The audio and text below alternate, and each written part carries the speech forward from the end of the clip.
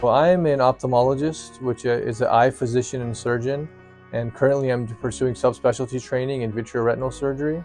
I'm able to provide people the gift of sight and restore their vision. I'm Dr. Haris Ahmed. I'm a vitreoretinal surgery fellow at Weill Cornell Medicine in New York City. I'm also a part of the inaugural class of Burrell College of Osteopathic Medicine, class of 2020.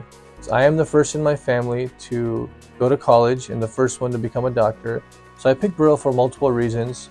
One of which, I'm from the Southwest, born and raised. I understand the patient population. We're medically underserved in the Southwest. And when you look at New Mexico, all but one county is a health professional shortage area. So I felt that there was a high need and that I was someone with experience that could come in and deliver high needed care. And my goal is to go back to the Southwest. And a huge part of that is wanting to fulfill that initial goal and mission of Burrell. And the patience is what it's all about. The experiences I've had with people, granting them the ability to see again.